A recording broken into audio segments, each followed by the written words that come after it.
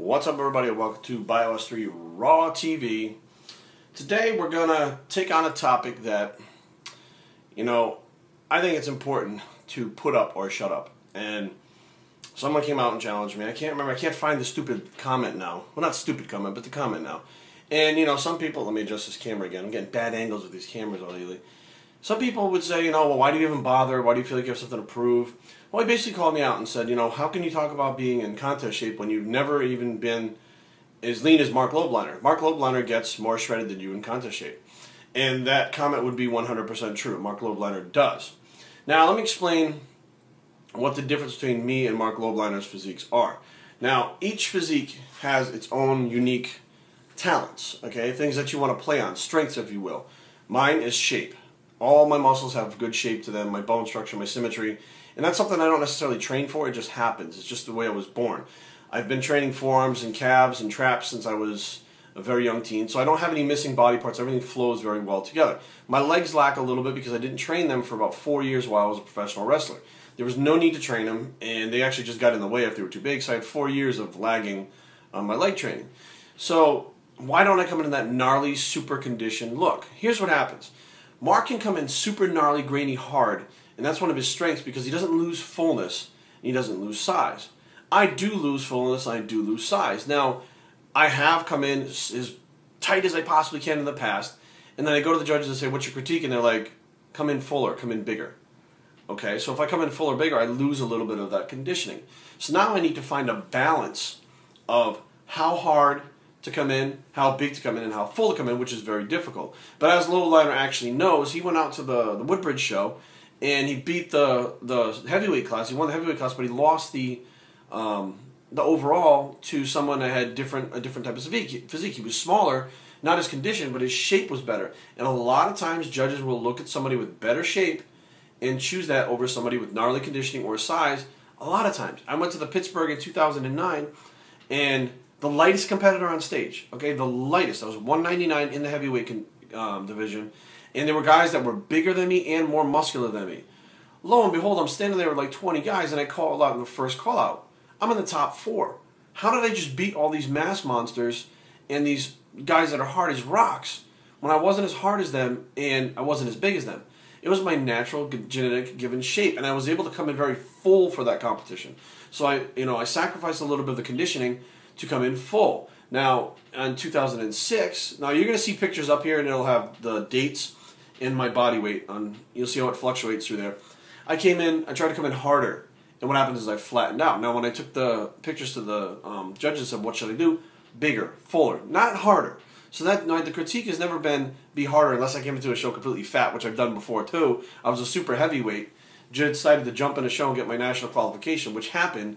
And their critique was come down in body weight and get harder. So as long as I'm in that 199 to 196 range, that's where I have to be density-wise, muscularity-wise, hardest-wise, but I need to be full. So I have to give up a little bit of that muscularity to be full, whereas Mark gives up a little bit of the fullness to be hard, but because of the way his body is shaped and the fullness that he keeps, he gets that grainy, hard look. Now, isn't it supposed to be the most muscular person that wins? No, not all the time. Look at Andreas Munzer. Andreas Munzer never beat Yates, never beat Flex Wheeler. Flex Wheeler didn't look anything close to Andreas Munzer, muscularity-wise, but he beat him every time because of his natural given shape and the way the muscle bellies and the way he could peak his physique. Now, we've even gone through this with Carrie, where she's a lot smaller than the other girls in her class. So in 2011, we took the advice of some other people in the industry that were, working for muscular development or RX Muscle or whatever it was, and said come in bigger. So we sacrificed some conditioning in order to come in bigger, and she didn't do well. The problem is her physique looks better when it's down in weight as opposed to being fuller. So now you have to be aware of where you look your best and go in like that, and not necessarily just come in and try to be the hardest person there, because that doesn't mean you're going to win. That doesn't mean you're going to produce the best physique that's out there, and that also doesn't mean that you look your best on stage because you're the hardest guy on stage.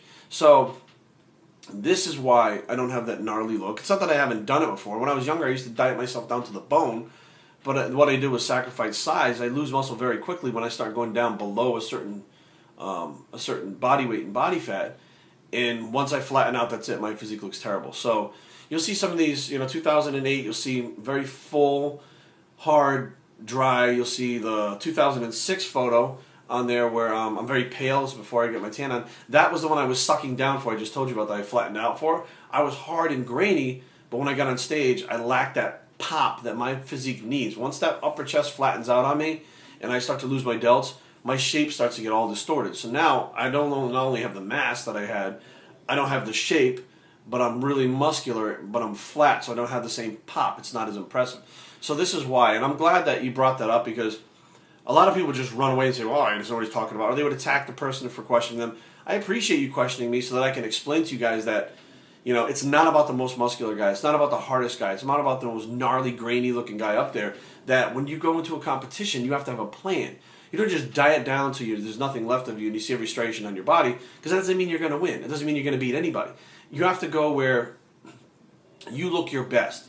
You put together your best physique, your best package overall, and get on there. And the judges are going to do their job and decide, overall, this is the best physique. Muscularity, size, conditioning, thinness of the skin, tan. They look at all that stuff, symmetry, all that stuff, and not just the hardest guy. So be aware if you're going to do a show, figure out what works for you and what's best for your physique, and then put the best package that you can together. Because even if you put the best package you can together, there's no telling if the judges are going to like it or not. And if they don't, you may have just spent 16 to 20 weeks getting ready for a competition and placed, you know, whatever it was. I mean, last year I got 4th. I did actually try to suck down again for the Maryland last year. What happened was I got down to about 193 before I started carving back up, which is too light for me.